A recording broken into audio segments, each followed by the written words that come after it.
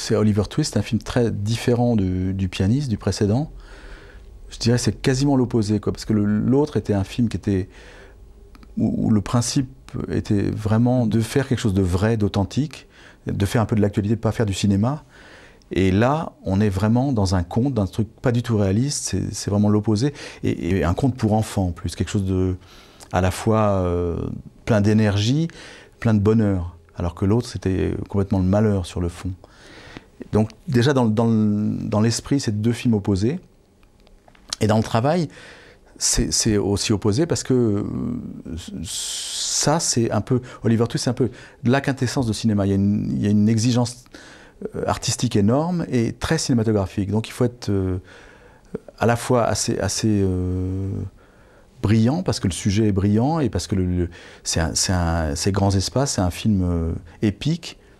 Donc il faut donner du souffle, il faut trouver des solutions en plus qui soient toujours simples, parce que ça reste un film pour enfants il faut que ce soit compréhensible immédiatement.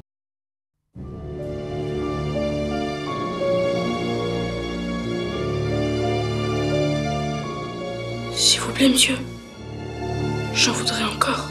Quoi? Oliver Twist, on a réclamé encore. Il en veut encore? Cet enfant sera pendu. Tu sais que tu n'as ni père ni mère. Je le sais. Tu es venu pour recevoir une éducation et pour que l'on t'enseigne un bon métier. Qu'on en finisse. J'espère que tu dis tes prières tous les soirs.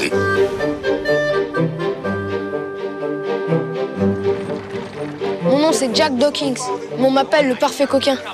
Oliver Twist. Pourquoi on t'appelle le parfait coquin? Voilà pourquoi.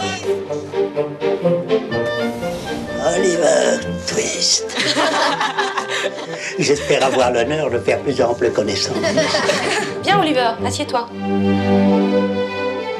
Marche donc avec Fagin et tu pourras te retirer dans une belle maison comme celle-là et jouer les aristos. Fagin, qui est aujourd'hui recherché, ainsi que William Sykes, bien connu pour être un dangereux brigand. Tu sais bien ce que c'est, ça? T'es célèbre, mon vieux Fagin.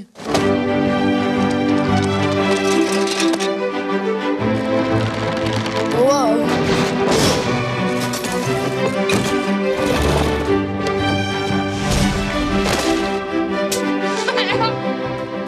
Merci, monsieur. Merci pour votre gentillesse. Je m'en souviendrai toujours.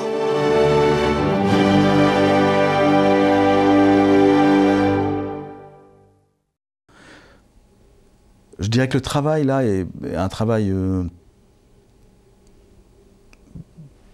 beaucoup plus, peut-être, classique que le Pianiste, pour moi. Parce que le Pianiste, il s'agissait d'oublier complètement une espèce de savoir-faire. Il fallait vraiment se retrouver à nu devant le truc et essayer, je dirais pas de faire de mauvais raccords, mais d'essayer de faire des choses qui soient un peu barbares, un peu sauvages, un peu crues comme ça. Et là, au contraire, il s'agit d'être brillant, quoi, sans arrêt de faire des trucs qui soient élégants, qui est plus ce vers quoi on tend habituellement, je dirais. Donc c'est un peu un retour à la norme après le Pianiste, je dirais. Mais avec une difficulté, parce que il y a une demande énorme, quoi. C'est très subtil quand même.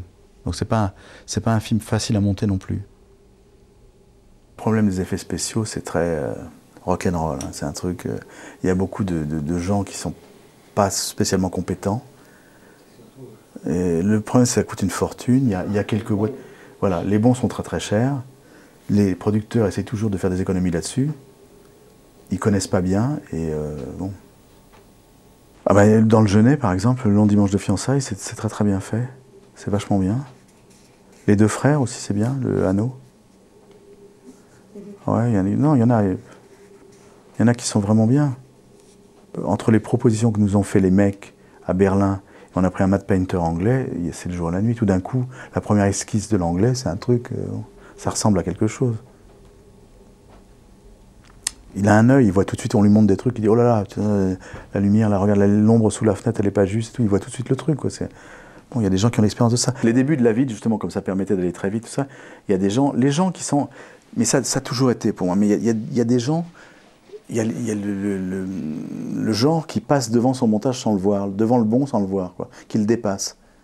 Ça, je cite aucun nom encore une fois, mais je les connais. Et c'est vrai qu'il y a des gens qui peuvent passer 2 ans au montage, et à l'arrivée, on dirait des rushs. Mais à un moment donné, ils ont eu le bon montage, mais ils ne l'ont pas vu. Ça arrive.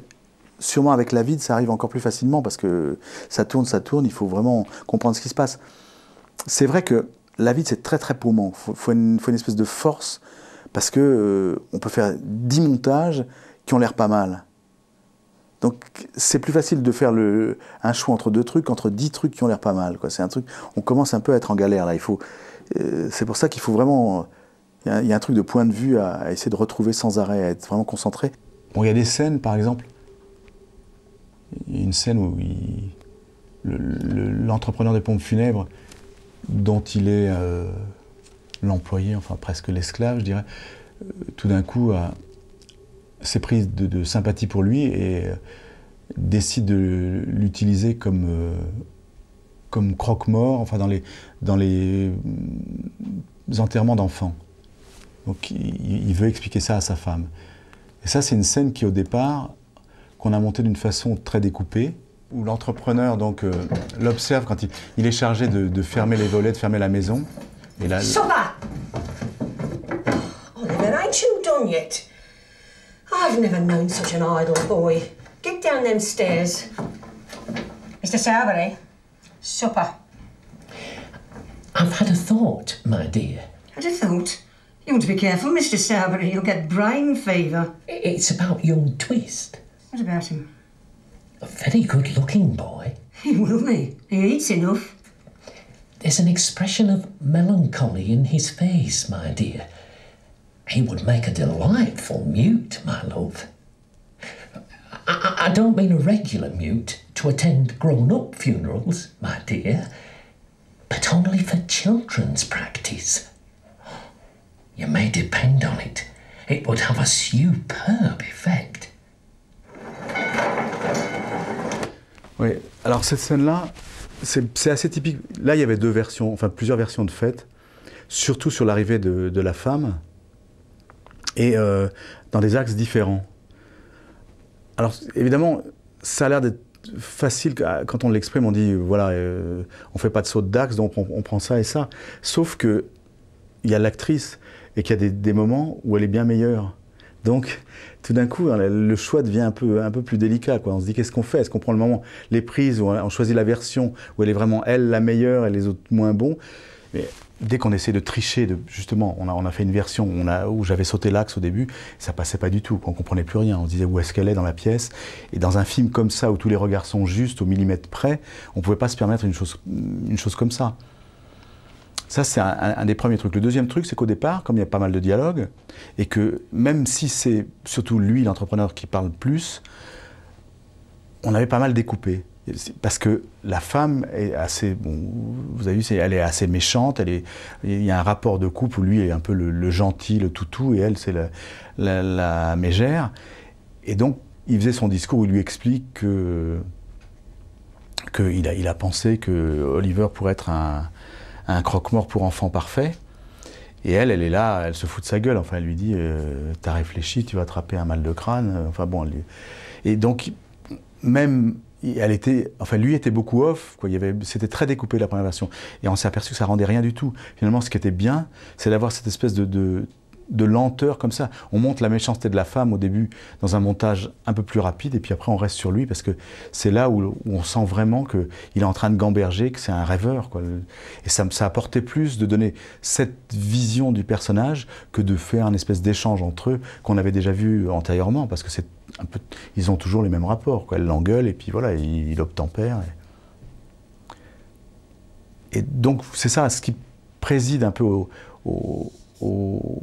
destiné à la direction de montage d'une scène, c'est vraiment le sentiment qu'on veut donner. C'est vraiment le sens aussi, mais enfin le sens et le sentiment, quoi, c'est ça. Et on peut le faire, effectivement, on peut le faire de plusieurs façons, et il y a souvent un choix à faire. Mais je crois que c'est Buñuel qui disait, il y a plusieurs façons de monter un film, mais il n'y en a qu'une bonne. Et c'est vrai, pour un réalisateur, il n'y en a qu'une bonne. Il y a ce qu'il veut dire, et puis voilà, c'est ça.